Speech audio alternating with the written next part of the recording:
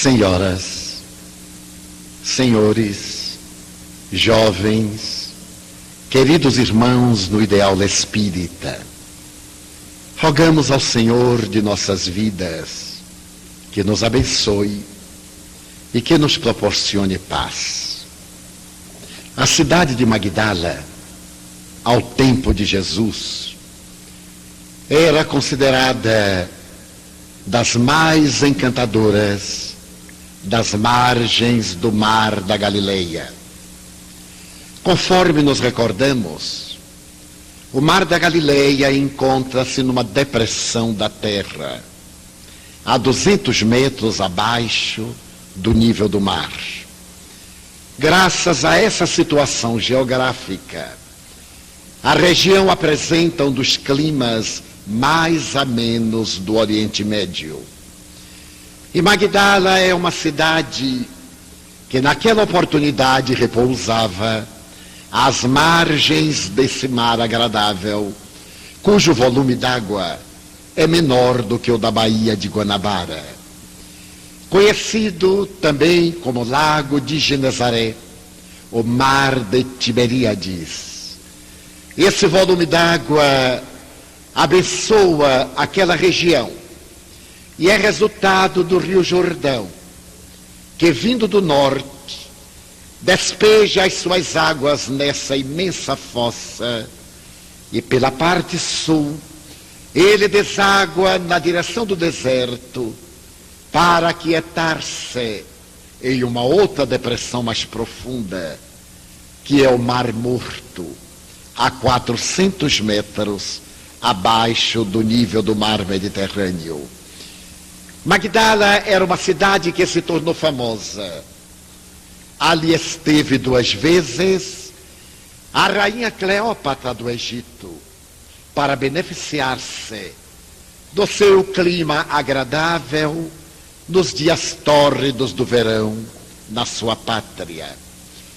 Magdala era portadora de um casario greco-romano e pelas suas imensas alamedas arborizadas deambulavam as caravanas que vinham da Transjordânia e que traziam para Israel ou daí levavam as especiarias, os tapetes da Babilônia, os frutos secos, os capitosos vinhos de Caná, em um comércio ininterrupto e faustoso.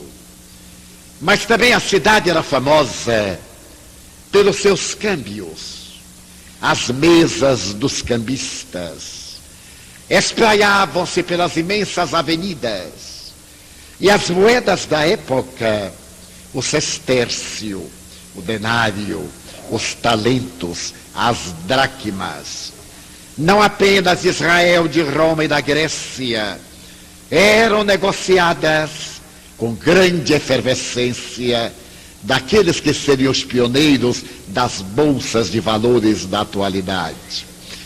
Mas não será por nenhuma dessas razões que Magdala se tornará famosa e passará à posteridade.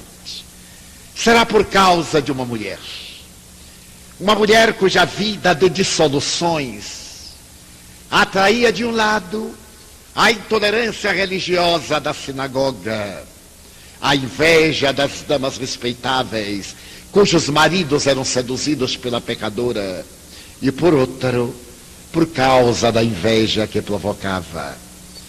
Essa mulher chamava-se Míria de Migdol, e passaria à posteridade evangélica com o nome de Maria, a pecadora de Magdala.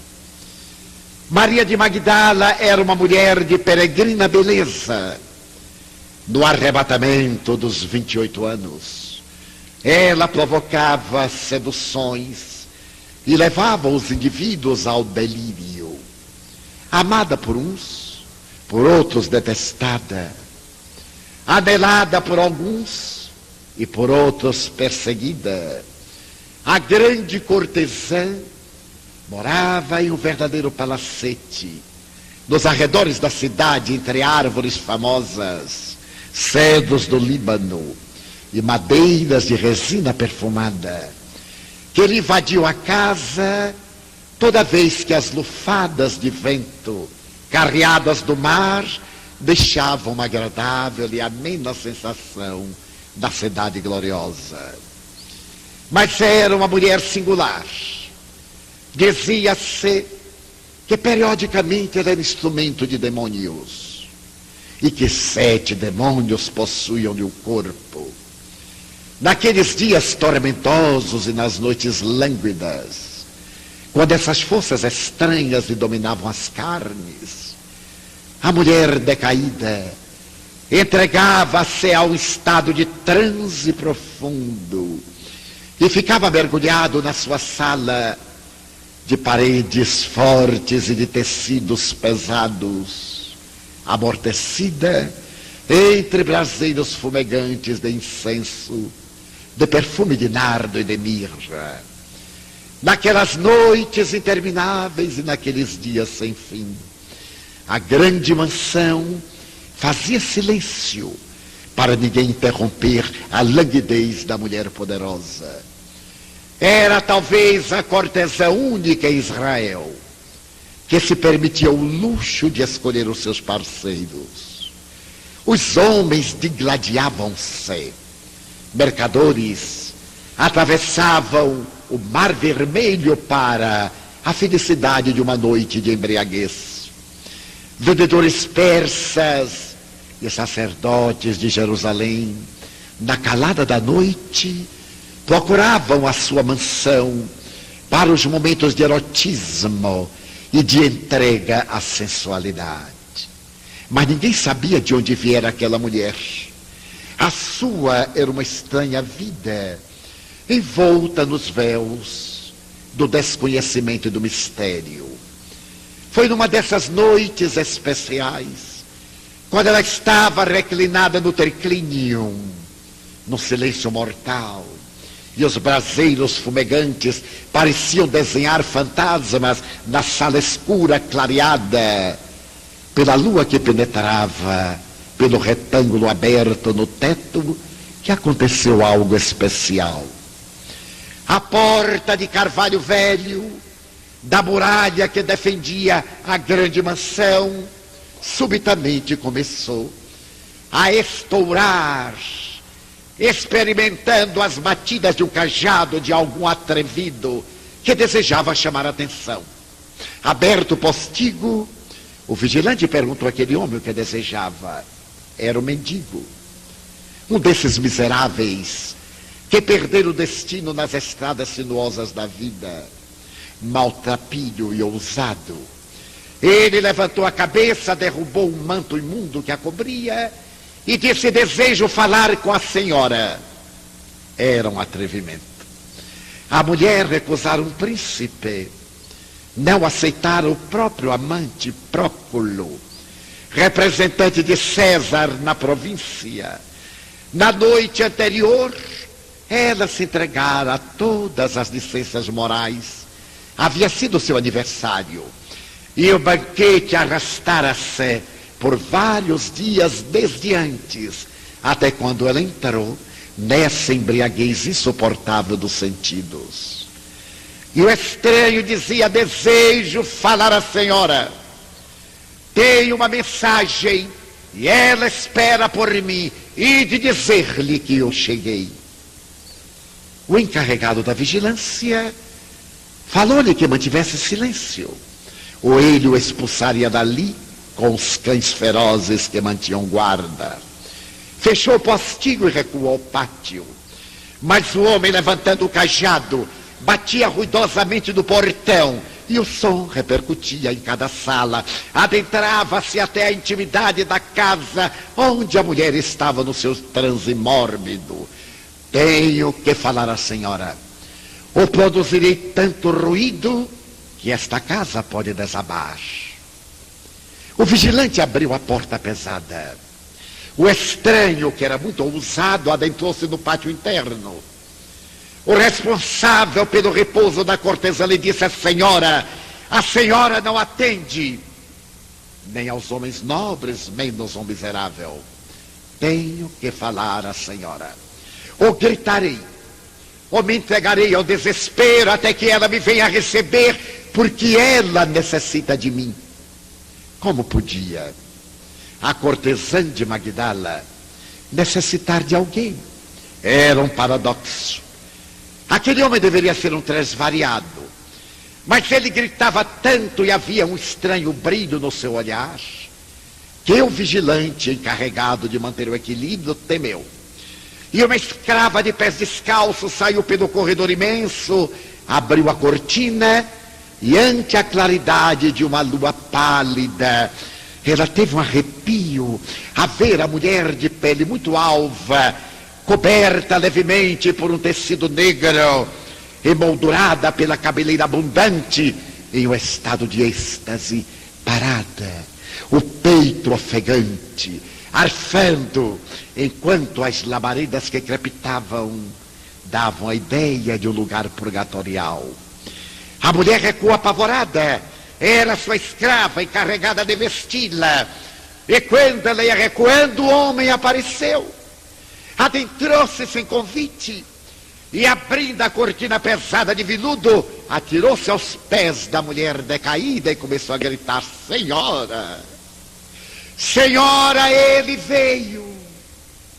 A mulher continuava na sua languidez: Senhora. E movimentando-a, sacudindo-a, o estranho dizia: acordai, Senhora, Jesus está em Cafarnaum, a pouco menos de 5 quilômetros daqui. É a vossa oportunidade, Senhora. Acordai.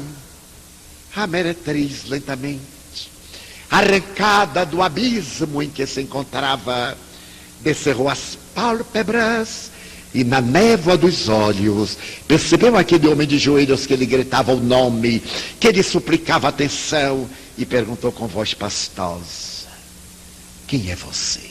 Senhora, não vos lembrais de mim?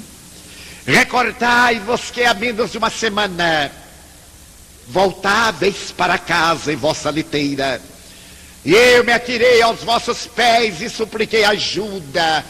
Tende piedade de mim, que sou leproso. E rasgando no peito a camisa suja, eu vos mostrei os meus lepromas e as minhas feridas. Eu ouvi falar de Jesus,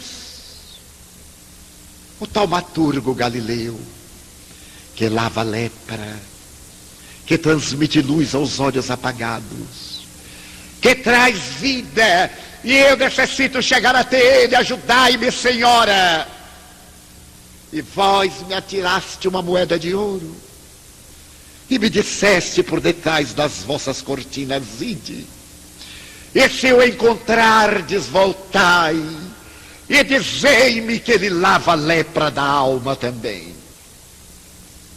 Se desejais pagar meu benefício, vinde dizer-me que o encontrastes. Encontrei-o, Senhora. Vede, já não tenho mais as pústulas, nem a podridão, nem as deformidades que me desgraçavam. Eu venho dizer-vos que Jesus está ali, na praia do outro lado, na casa de um certo Simão Bar Jonas, que é um pescador, em cujo lar ele estabeleceu a sua residência. E de vê-lo, ele não dorme nunca 2 noites seguidas no mesmo lugar. É hoje, Senhora, que o plenilúnio adorna a terra de claridade. Ide, vinde comigo, eu vos guiarei até lá. A mulher levantou-se, olhou o homem e disse: ide-vos. Que pode fazer ele por mim? A lepra de fora, muitos profetas de Israel também sararam, mas a minha é uma lepra interior tão profunda que ninguém é capaz de retirá-la. Senhora, Jesus é diferente.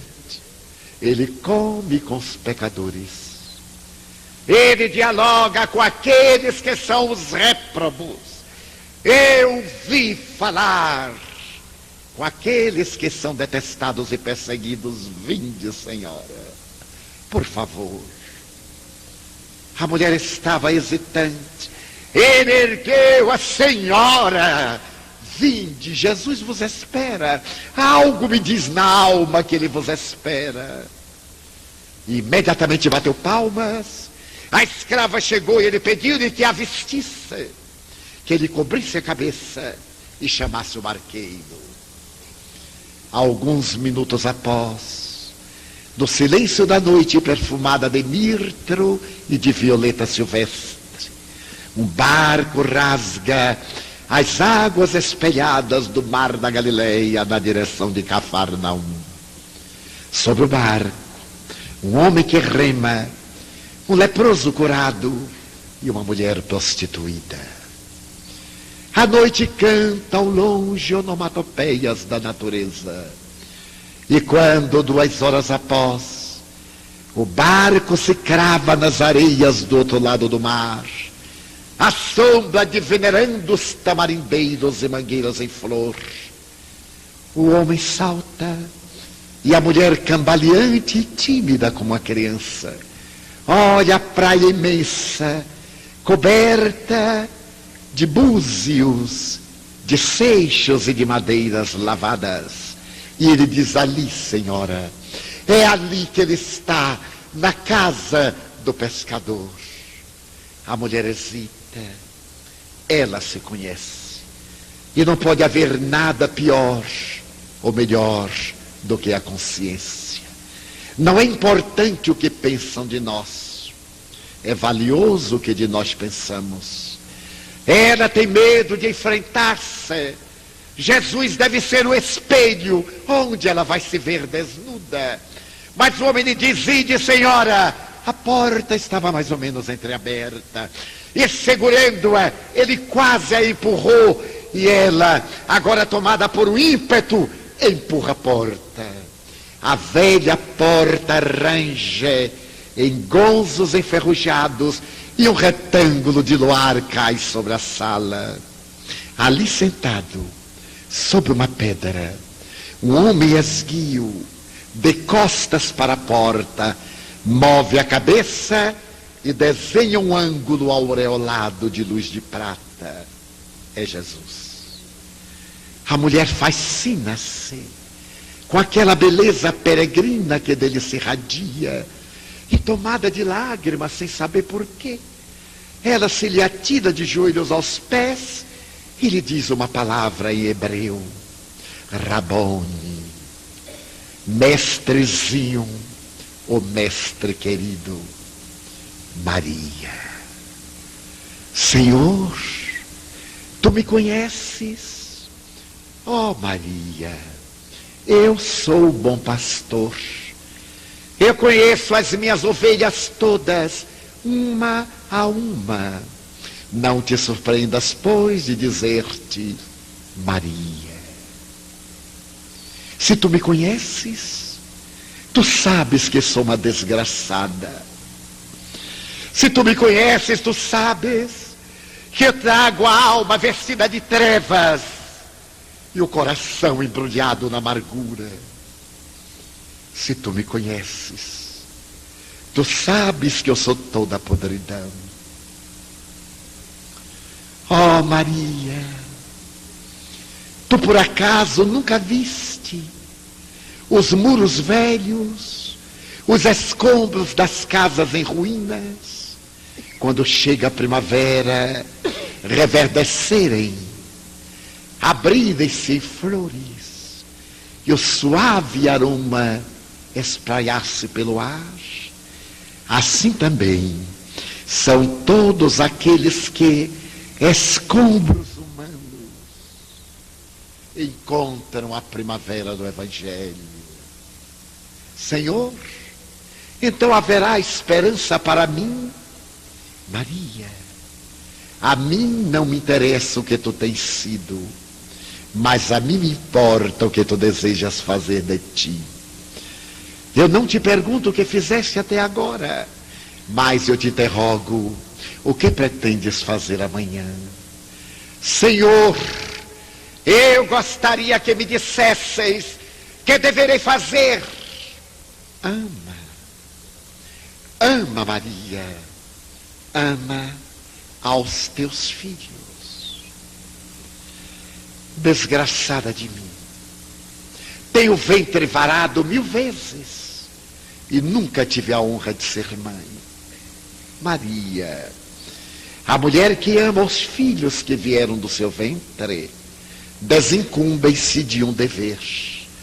Mas quando eu te digo que tu ames aos teus filhos, eu me não reporto às flores de carne que saíram da tua carne, mas àqueles filhos que não têm mães, aquelas mães que não têm filhos, ama-os, e eu te darei o reino das bem-aventuranças. A mulher estava aturdida, uma febre assaltou-lhe o corpo. Ela estava acostumada a ver os homens como animais sexuais, violentos e espúrios. Mas aquele homem era como um raio de luz, que ele rasgava a treva densa, ele dava uma doce claridade de paz. Rabi, pede-me a minha vida. Eu te darei a minha vida, que é tão inútil e desperdiçada. Se tu quiseres, eu morrerei por ti. Maria, eu vou pedir a tua vida, não hoje, um dia. Um dia eu te pedirei a tua vida. E agora vai e ama Maria. A mulher levantou-se, cambaleava, não teve a coragem de dar-lhe as costas, recuou, saiu, e quando estava na praia enluarada, ainda pôde ver aquela figura aureolada de prata, que lhe pareceu dizer: vai Maria, e ser fiel até o fim. Ela entrou na barca, e o seu coração pela primeira vez cantava uma balada infantil. Quando a madrugada colocava seu rosto de luz sobre a treva densa da noite que ia, a barca se cravou na praia de Magdala, e a antiga meretriz saltou aureolada de esperança. Naquele dia correu um boato na cidade: a prostituta havia enlouquecido, atirava pela janela os seus bens, seus vestidos, suas joias. Os mendigos acorreram, o populacho veio, e ela, cantarolando, despojava-se. Reservou-se apenas um vestido, aquele com o qual perdera a virgindade, um vasilhame de alabastro que guardava um perfume de nardo especial, que era presente de sua mãe. Saiu e desapareceu no dia. Ali próximo, em uma outra cidade, havia um homem excêntrico. A humanidade sempre teve pessoas excêntricas. Esse homem era fariseu, era cumpridor da lei de Israel, e se permitia o luxo, já que era muito rico, de hospedar pessoas notórias e notáveis. Todo indivíduo célebre que passava pela sua cidade, ele oferecia um banquete para apresentar aos seus amigos. Em realidade, ele não homenageava a ninguém. Ele se engrandecia através das pessoas nobres. Até hoje é assim. Aqueles que parecem estar homenageando as pessoas notáveis estão colocando-se ao seu lado para brilharem também. E ele preparou um banquete e convidou um estranho taumaturgo que andava pelas estradas, falando de um reino especial, cujas fronteiras não estavam na terra e cujas dimensões eram do sentimento. Ele havia convidado esse homem de Nazaré, ou de Judá, ou da Galileia, ninguém sabia exatamente, para almoçar na sua casa. Mas convidara também os seus melhores amigos para recebê-lo. E quando o sol dardejava sobre a terra, em uma alameda imensa, que dava acesso à casa palaciana, à porta de entrada estava Simão, o excêntrico, acompanhado de servidores, de convidados e de escravos. Jesus havia recebido o convite para almoçar na casa de Simão. E para surpresa dos seus amigos, ele aceitou, o que não era comum. Acompanhado de Pedro, Tiago e João, ele veio caminhando estoico e lirial. E quando chegou à ala de acesso, no patamar imenso de entrada do hall, Simão curvou-se, as suas vestes alvas. Ele, como fariseu, era muito cuidadoso com a aparência. E apresentou num gesto bem estudado a entrada que conduzia ao refeitório. Ali estavam os triclínios, que eram divãs baixos romanos, para que as pessoas reclinadas pudessem comer. A festa era opípara, músicos adrede contratados, com pífaros, tambores, com todos os instrumentos regionais, tocavam. E mulheres seminuas bailavam a dança dos 7 véus. Jesus naturalmente adentrou-se, Simão apontou-lhe um divã e ele reclinou-se. Os escravos abaixavam-se, apresentavam-lhe peixe defumado, tâmaras secas, ameixas especiais e passas, especiarias do Egito e da Babilônia. Frugal, ele apenas tocava numa que outra. A festa estava no auge, e Simão estava estuante de vaidade. De vez em quando olhava o Galileu e reconhecia que ele era diferente. Havia algo, ninguém saberia definir exatamente o que daquele homem se irradiava. Quem o visse não ficaria neutro, odiava-o ou amava-o. Assim são os grandes líderes, odiados ou amados. Nunca ninguém fica frio diante deles, indiferente. E Jesus continuava. Inesperadamente ouviu-se um vozerio que se adentrava pela casa, um bulício. Simão levantou-se, os escravos corriam aturdidos e apareceu a meretriz. À porta do banquete, Simão ficou estarrecido, porque ela era muito conhecida. E ficou envergonhado. Como é que aquela mulher, cujas pegadas no chão deixavam marcas de desgraça, atreveu-se a entrar na sua casa nobre? A mulher atrevida olhou em volta, com aquele desacato de quem não tem nada a perder, correu os olhos e adentrou-se violenta na direção de Jesus. Simão quis expulsá-la, chamou o mordomo, e quando ele olhou para a mulher, ela também o olhou. Simão era um hipócrita. Ele falava de virtude, mas era cliente dela. Ele pregava a pureza, mas no silêncio da noite, coberto de um manto escuro, ele frequentava o bordel. E ela, que não tinha nada a perder, olhou para ele, para desafiá-lo e desmoralizá-lo de público. Simão sentou-se envergonhado e irado. E a mulher agora, tomada de emoção, pegou aqueles pés cansados da estrada, não lavados, e começou a chorar. Abriu o vasilhame de alabastro, retirou o perfume, começou a passar dos pés, a enxugá-lo com os cabelos da cor de ouro fulvo. E o frenesi. E Simão olhou para Jesus, houve o estacato, um silêncio cruel. E ele começou a pensar, deve ser um hipócrita. Ele é um mistificador. Se ele fosse profeta, ele saberia que aquela mulher que está aos seus pés é uma meretriz. E a expulsaria daqui. Claro que Simão não ia dizer isso, mas ele pensava. Olhava para Jesus irado, porque fora o motivo do escândalo. E estava maldizendo o peregrino a quem convidara. Jesus continuava impertérrito e plácido. Subitamente, olhou para Simão e sorriu. Simão era pusilânime, sorriu também. E Jesus lhe disse: Simão, Eu sei que tu és um negociante próspero. Oh, Senhor, era o ponto fraco de Simão. Não é verdade, eu não sou tão rico como falam. Não, eu não te disse que tu és rico. Eu disse que tu és próspero e és um bom negociante. Mais ou menos, Senhor, mais ou menos.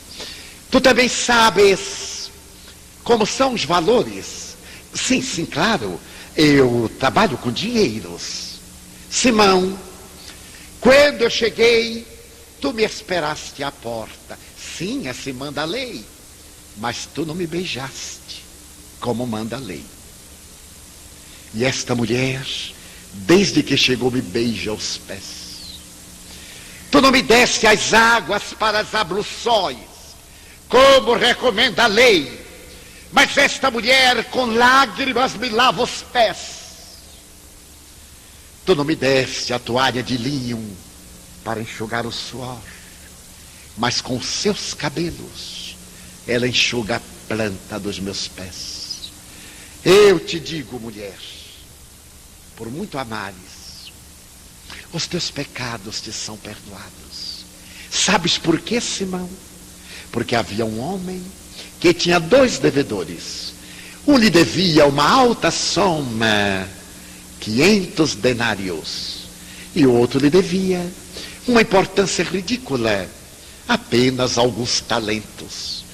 E como nenhum dos 2 pudesse pagar a dívida, ele perdoou os 2. Então eu te pergunto, qual aquele que mais o amou? Oh, mas isto é fácil. Aquele a quem mais ele perdoou. Disseste bem. Por muito amares, mulher, tu estás perdoada. A mulher deu um grito e saiu.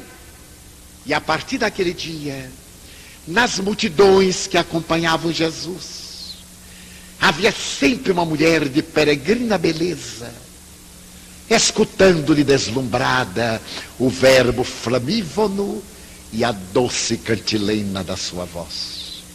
Ela dialogava com os leprosos, ela atendia as crianças que se perdiam nas multidões, limpava feridas, mendigava para repartir o pão, e se tornou célebre no meio daqueles desventurados que acompanhavam Jesus. Quando ele se adentrou em Jerusalém na Páscoa, em um domingo que ficaria célebre pelos ramos de oliveiras e de palmas que as pessoas agitavam, no meio da multidão, Maria, a arrependida de Magdala, estava presente. Ela viu quando, montado no jumento, ele se adentrou pela porta principal da cidade famosa. E as pessoas atiravam tapetes, atiravam o manto, o chador, para ele poder passar. Mas não era ele quem pisava, era o animal que recebia as homenagens, porque ele cavalgava acima. Ela também estava naquela noite tormentosa, quando ele foi mandado a Anás, e mandado a Caifás, e mandado a Pilatos. Aquela via dolorosa, aquela noite de ansiedade, ela acompanhou de um para o outro lado, sem saber o que estava acontecendo. E ali no meio da multidão, ela viu quando o pretor, representante de César, apresentou e diz: eis o homem, nele eu não vejo culpa. Mas a multidão hoje é quase a mesma de ontem, tem sede de sangue. E desarvorada dizia: crucificai-o. Ele desafiou Moisés e a lei. Ele desrespeitou o imperador. Claro que os judeus odiavam o imperador. O imperador Tiberio tivera a audácia de mandar colocar a sua efígie diante do templo para ser homenageado. E isso era o máximo da blasfêmia.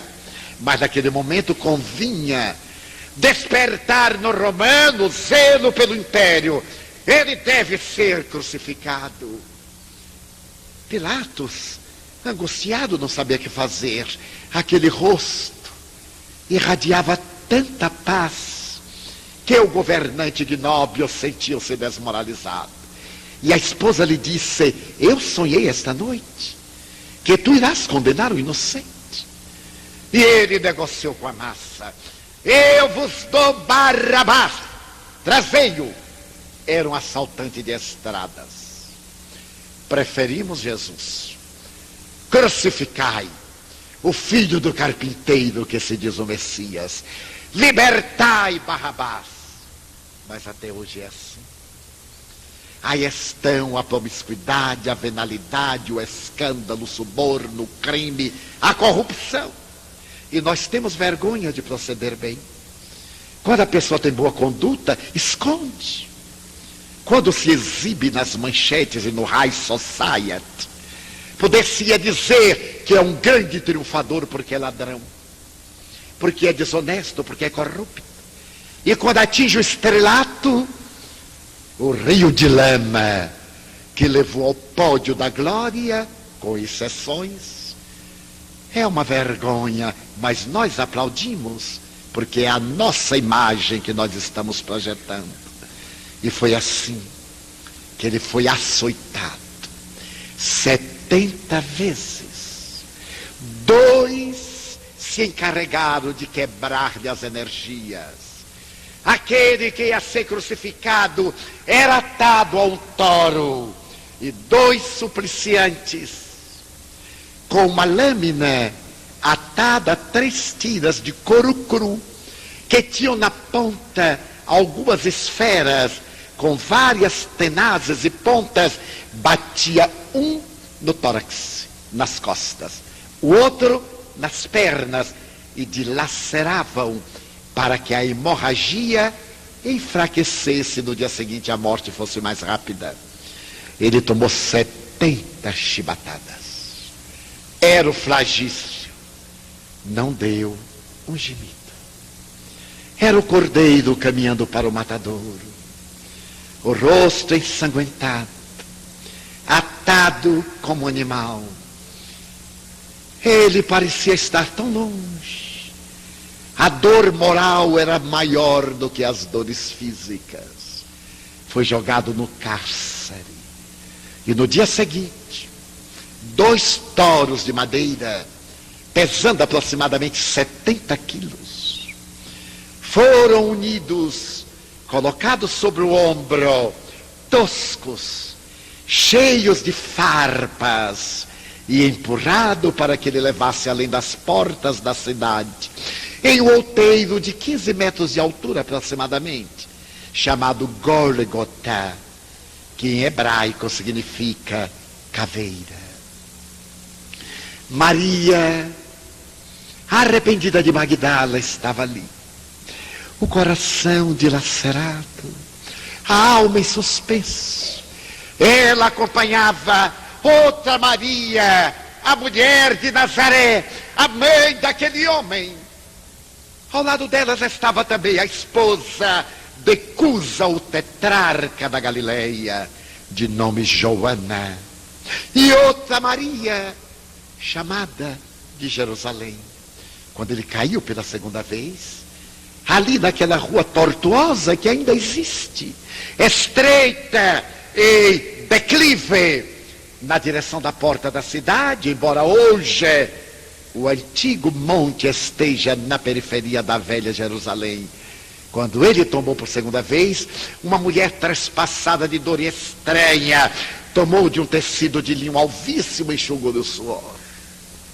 E quando retirou, estava desenhada a face sanguinolenta. Ela seria chamada Verônica. Dobrou o linho e acompanhou a triste comitiva. Um silêncio de pedra. Um céu dominado por tormentas. O relâmpago zigue-zagueava longe. O trovão aplaudia. E as nuvens densas desenhavam a tormenta macabra. Chegaram ao aclive do monte. Estenderam-lhe os braços grosseiramente.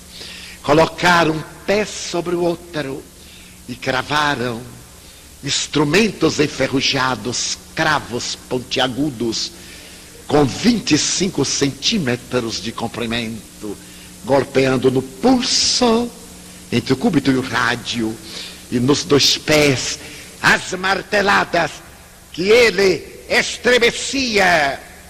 Sobre a cabeça lhe haviam colocado uma coroa de espinhos de rosas silvestres, tiradas da esterqueira, e ao cravarem-nas, ele contraiu tétano.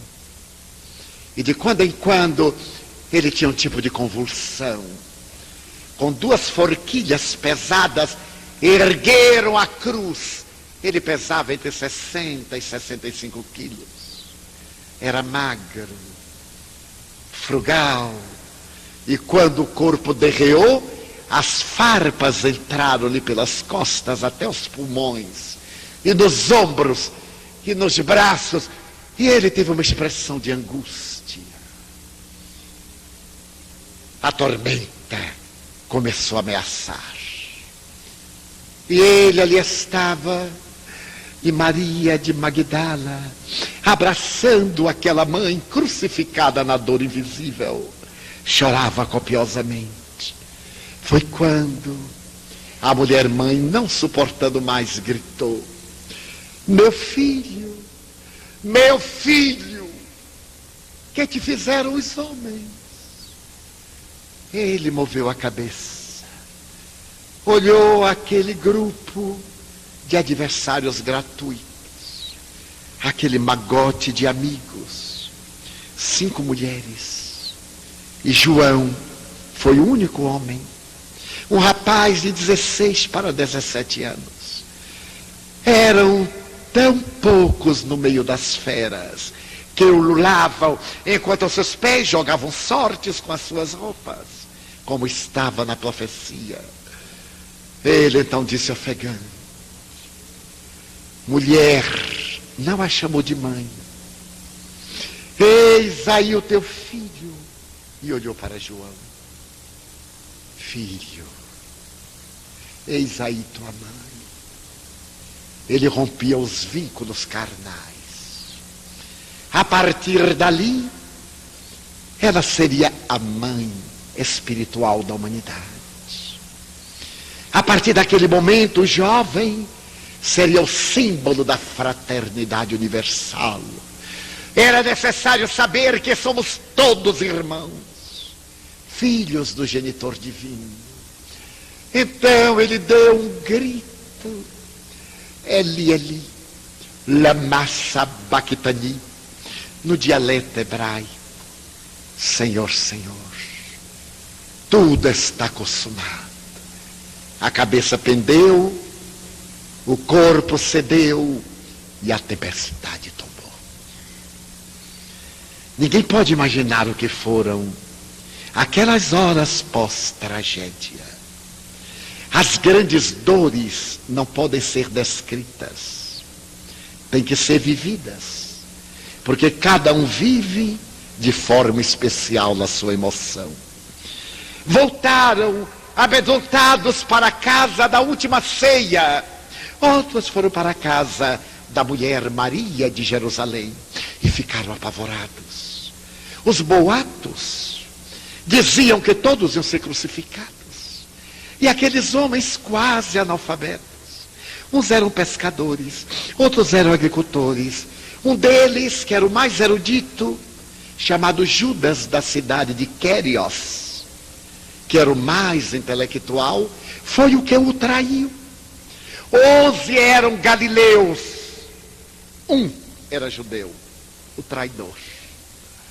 E eles não sabiam o que ia acontecer, tinham medo de sair à rua. Por fim, na terceira madrugada, aquela mulher que ainda preservava um pouco de nardo, Pedro e João e outras mulheres resolveram embalsamá-lo. Iriam desafiar a lei. Sabiam que o sepulcro estava com soldados colocados por Herodes para impedir que ele roubasse o cadáver. Ele se atreveu a dizer que voltava 3 dias depois. E era necessário desmentir, até mesmo roubar o cadáver e ocultá-lo, para desmentirem-no. Então os 3 foram, antes que o dia desse gargalhadas de luz, quando a madrugada chegasse. E quando lá chegaram, tiveram uma grande surpresa. As sepulturas eram, e ainda prossegue alguma parte de Israel, cavadas na rocha viva, em uma antecâmara, onde se velavam os doentes, os mortos, e a câmara principal, onde era aberta uma fossa na pedra, onde se colocava o cadáver enfaixado de pé. Uma pedra mó, pesada de moinho, vedava a entrada. Ele foi sepultado abaixo, na outra câmara, em uma abertura feita no coração da rocha. Quando os três chegaram, a pedra estava movida. Eles entraram e olharam lá. Estava o manto de linho de 2,20 metros, que cobria, que o vestia exteriormente, e aquele que amarrava o queixo, como durante muito tempo se usou, ali estavam, menos ele. Também não estavam os soldados. E os três ficaram aturdidos. João desceu correndo para dar a notícia, e ela ficou a sós. Ali, naquele outeiro, havia rosas silvestres vermelhas. Era o lugar de José de Arimateia, que cedera o seu sepulcro novo para o desconhecido a quem ele amava. E ela saiu aturdida, e vendo um homem de pé, de costas, ela gritou, devia ser o jardineiro: Senhor, para onde levar o meu senhor? Ele voltou-se, e ela teve quase um delíquio. Era Jesus. Rabone, a mesma palavra. Mestre querido. Maria. Ela correu: não me toques. Ainda não estive com meu pai. As tradições dizem que ele foi às regiões profundas de sofrimento buscar Judas. A Igreja Católica narra no credo que ao terceiro dia ele desceu aos infernos. A tradição espiritista diz que ele foi às regiões umbralinas para buscar o companheiro equivocado, que depois do grande crime da traição, cometeu um crime pior, o suicídio. E voltou impregnado da energia deletéria. Não me toques. Ainda não fui ao Pai, ainda não me libertei dos fluidos perversos infelizes. Mas agora era o novo dia. Ela desceu correndo, porque ele disse: vai e anuncia aos companheiros que eu voltei. Poderemos imaginar a alegria dessa mulher, a sinfonia que cantava dentro do seu coração, as lágrimas que saíam pela comporta dos seus olhos. Quando ela chegou à casa da última ceia, empurrou a porta, gritou: ele voltou! Ali estavam os amigos surpreendidos. Ele voltou. Acabo de ver Jesus. Todos se entreolharam. Um deles contemplou a mulher e disse: ele voltou. Ele nos abandonou. Sejamos francos. Ele nos meteu nesta enrascada. Prometeu-nos o reino e fugiu. E deixou-nos a sós. E tu vens dizer-nos que ele voltou. Como sabes? Ele me apareceu. A ti? Que pergunta cruel. Não era necessário dizer por quê. A ti? Ela ficou com vergonha. Porque a sociedade é assim. Condena o erro e quer matar o errado. Fala de virtude, mas não dá oportunidade a ninguém de se reabilitar. A memória para o erro dos outros é perpétua. Até hoje eu ouço pessoas dizerem: está muito bem, mas eu conheço a história dele. Eu conheço. A pessoa tem o prazer mórbido de colecionar lixo. E seria tão fácil colecionar alegrias. Maria, envergonhada, recuou. Nunca a perdoariam. Ela era meretriz, havia sido, mas não foi sozinha. Muitos prostitutos a corromperam, mas a sociedade achava que não. Só há prostitutas. E é claro que elas não se perdem a sós. Mas neste momento a mãe do ressurrecto abraçou-a e lhe disse: eu creio, minha filha. O meu coração de mãe diz-me que ele te apareceu. Aquele que se apontava era Tomé, frio, rebelde, apesar da convivência de 2 anos e 8 meses com ele. Para muita gente, toda uma vida é pouco. O caráter de uma pessoa ilibada por 50 anos, basta uma calúnia para dizer assim: vai ver que é. Não adiantam valores no mundo, como dizia Rui Barbosa, onde a degradação campeia. Mas dias depois, ele apareceu no mesmo lugar, portas trancadas. E quando todos ficaram extasiados, ele disse: Tomé, vem e toca o lugar da flechada, a lança de Longinos, que ele abriu entre a 3ª e a 4ª vértebra, uma ferida, ele já estava morto. Vem e toca, para que vejas que sou eu. Tomé veio, tocou a chaga. Ó Senhor, eu agora creio. Sim, Tomé, tu crês porque viste. Bem-aventurado, no entanto, é todo aquele que, não tendo visto, acreditou. E logo mais, foi uma sinfonia de aparições. Ele apareceu na estrada que leva a Emaús, a 2 viandantes. Ele apareceu na Galileia, quando todos voltaram para casa, e Simão estava pescando nu, para ter maior facilidade com as redes, e não conseguia pescar, quando subitamente na névoa, ele pareceu enxergar um fantasma, e uma voz lhe disse: Simão, atira as redes à esquerda. Ele cobriu as partes pudicas, atirou a rede e repletou-a. Diz a tradição, o barco quase afundou. E ele, remando, era Jesus. Assou o peixe na brasa. Comeram, era o mestre. As labaredas clareavam-lhe o rosto transparente. Ele apareceu em Betânia, quando João, jovem arrebatado, falava emocionado a respeito das suas lembranças, e havia quase 500 testemunhas. E ele ascendeu em uma nuvem na direção do infinito. Agora era o momento das despedidas. Cada qual deveria tomar o seu rumo, não sabiam o que fazer. Era um estranho ministério. Que fazer? Tiago ficou em Jerusalém. Ele conseguiu uma casa na estrada entre Jerusalém e Jopa para albergar os miseráveis, crianças órfãos, leprosos, loucos, endemoniados. Pedro voltou a Cafarnaum. Maria volveu a Nazaré, onde tinha parentes. E cada qual foi para os seus quefazeres. Maria, a de Magdala, também voltou para as suas regiões.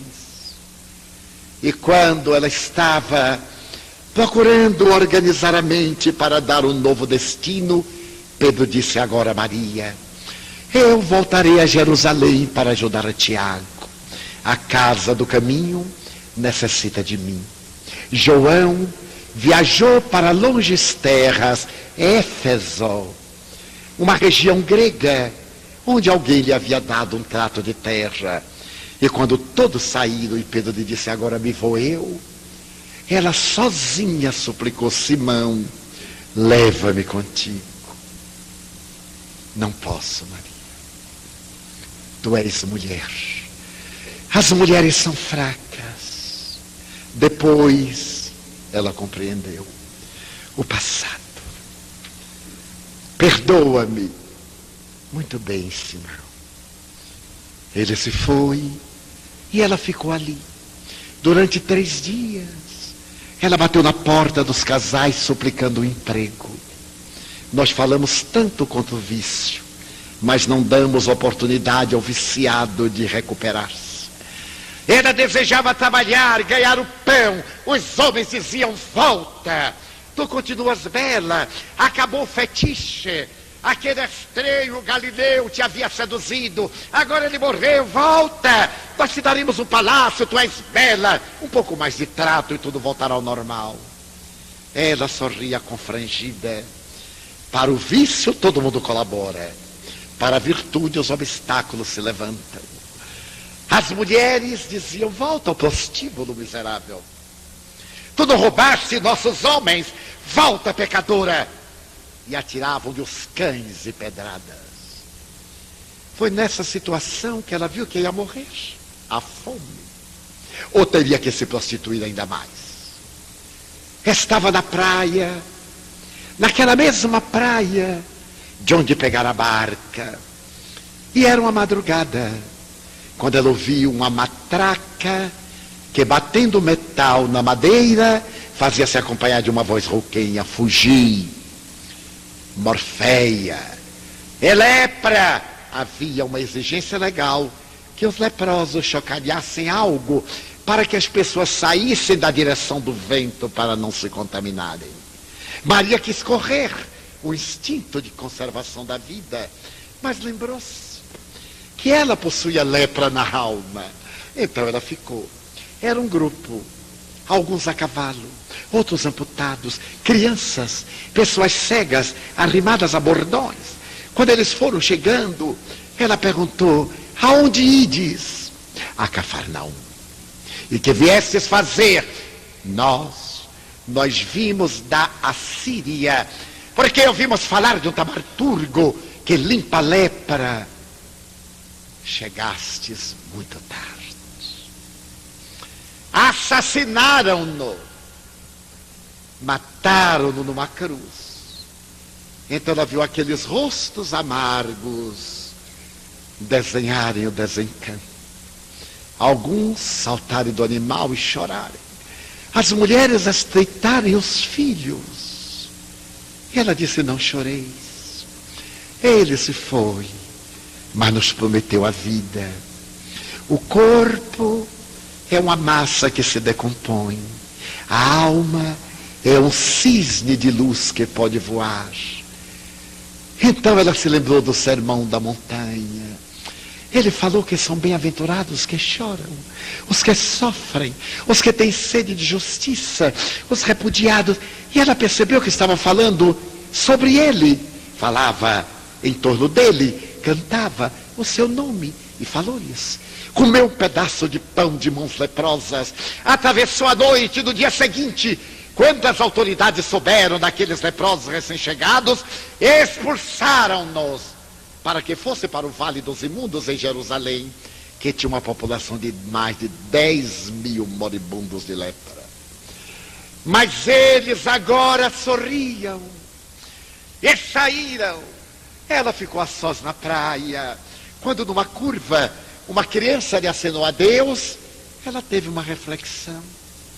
Não tinha ninguém. Essa foi a sua primeira família. Ela gritou: esperai por mim. Saiu a correr, abraçou as crianças.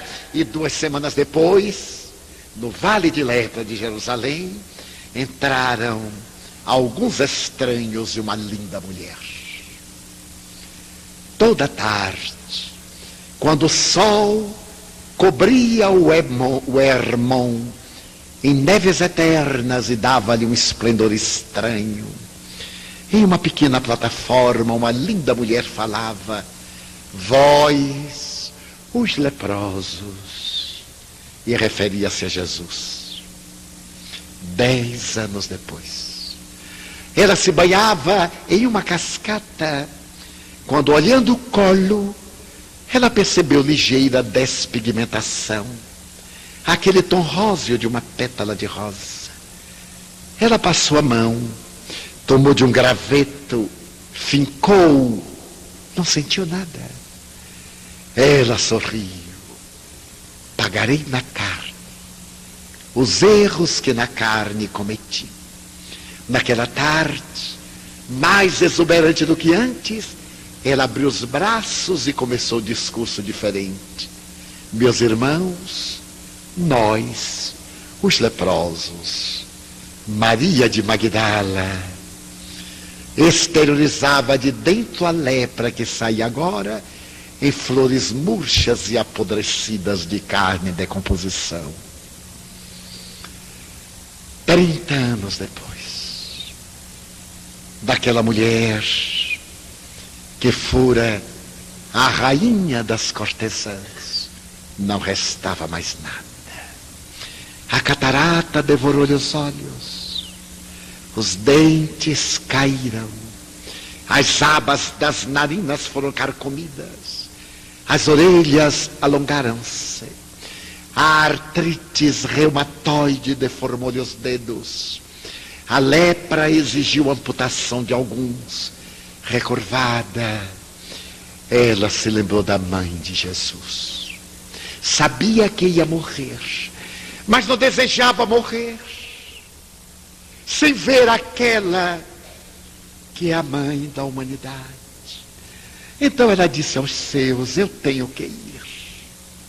A senhora mora em Éfeso. Eu desejo vê-la pela última vez com os apagados olhos da carne. Orai por mim. Pediram-lhe para que não fosse. As imensas estradas, a canícula. Mas ela disse: é o meu último desejo. Despediu-se. E arrimada a um bordão, começou a longa jornada. Viajava à noite, repousava sob as árvores durante a canícula do dia. Crianças atiravam-lhe pedaços de pães ázimos e outros alimentos à distância, e algumas pedradas também. E ela foi. Éfeso estava ali, às portas da cidade. As febres dominaram-na e ela caiu em delírio. Alguém passando viu aquele corpo trajado pronunciando João. Maria de Nazaré correu e foi até o aclive onde morava João, em uma casa que passou a ser chamada a Casa da Santíssima, porque a veneranda mulher que ali morava havia um dia atendido a um leproso, e ele disse: senhora, vós sois a mãe do nosso Senhor e sois a mãe santíssima dos desgraçados. Maria Santíssima desceu, recolheu aquela mulher alquebrada, levou-a, colocou-a num catre e durante 2 dias e 3 noites velou. Ela não recuperou mais a lucidez. Na madrugada seguinte, ela sentiu uma queda súbita e flutuou no ar. Estava leve. Ela reviu-se conforme era na sua juventude antes da ilusão. Estava fremente de júbilo. Percebeu o corpo apodrecido, encarquilhado, a mãe de Jesus recurvada, chorando, e João cobrindo-a. Naquele momento, ela teve a impressão de que uma vaga, um zéfiro, um vento brando carregou-a nos braços do ar e depositou-a nas praias de Cafarnaum. Naquela mesma praia onde ela tivera a ocasião de conhecer o Mestre na noite inesquecível. Maria sentiu-se leve e, olhando o mar espelho na madrugada e que estava agora irisada de luz, ela viu que uma claridade específica flotava sobre as ondas. Acercava-se, ela apurou os olhos, desenhou a figura humana, esguia as vestes até os pés. Era Jesus. Ela correu, adentrou-se, e quando se encontrou, ele segurou-lhe as mãos com as chagas nos pulsos. Ele disse: Maria, tu foste fiel até o fim. Tu disseste que me davas a tua vida e eu a aceito. Agora repousa, para que te possa coroar no reino de meu Pai. Ela ascendeu nos braços do amado, e uma canção angelical, em vozes, continuou trauteando a música sublime. E naquela noite, quando o astrólogo persa olhou os céus, ele percebeu uma claridade imensa e acreditou que era uma estrela novíssima. Não era. Era Maria de Magdala, a pecadora arrependida, entrando no paraíso. Quantas Marias de Magdala e homens de Magdala existem no mundo? Para mim, é o maior exemplo de conversão da humanidade. Paulo era puro e permaneceu. Maria era um pântano que se cobriu de lírios alvinetentes. Maria realizou uma revolução tão grandiosa que mereceu ser a portadora da ressurreição. Jesus não apareceu à sua mãe, a quem amava, nem a João, que era o discípulo preferido, nem a Pedro, a quem ele entregara o rebanho. Apareceu à pecadora, para nos dizer a nós, pecadores que somos, que a nossa felicidade depende da nossa transformação moral, que todos erramos, sem exceções. A única foi ele. Que errar é um fenômeno normal, biológico, filosófico e psicológico. Mas reabilitar-se do erro é um dever ético. Todos podemos e caímos, mas levantar-nos da queda é o impositivo da evolução.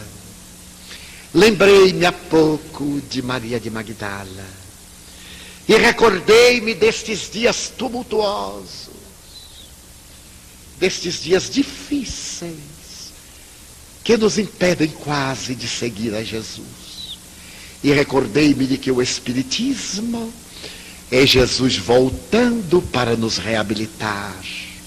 É a fé raciocinada e pura para provar a imortalidade, a fim de termos a certeza de que viveremos depois da disjunção cadavérica.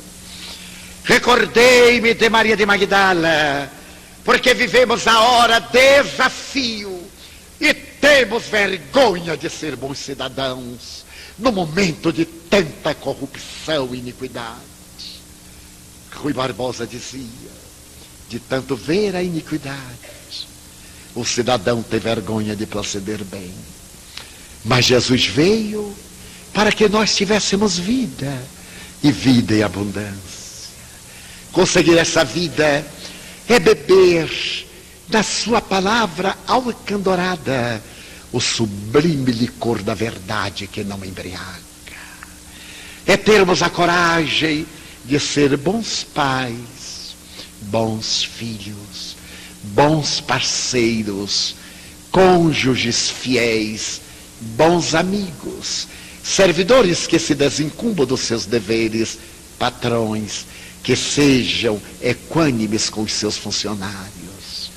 Sermos gente, será pedir muito que voltemos a ser gente, que não sejamos mais o lobo um do outro, como diz a Divina Comédia, o homem lobo do homem, que voltemos a ser gente. Nós já tentamos a guerra, não deu certo. A traição, o crime, a infâmia, a perfídia, o vício. Será que poderíamos começar a tentar o amor? O amor que não pede nada, o amor que apenas doa. Esta é a mensagem nova. No dealbar de um novo milênio, a mensagem é esta: seja você quem ama e não tenha constrangimento de amar. Seja você quem perdoa e não fique envergonhado de perdoar. Seja você quem dá uma nova chance e não fique constrangido em concedê-la. Seja você quem estende a mão para abraçar neste mundo de mãos que somente apedrejam. Seja você a manifestação de Jesus no mundo, para que todos saibamos que somos seus discípulos. E se alguém disser, mas eu não tenho como, eu sou tão pobre, eu não sei falar, eu não sei agir, eu não tenho capacidade de ser missionário, eu não tenho recursos, diga sim a Deus.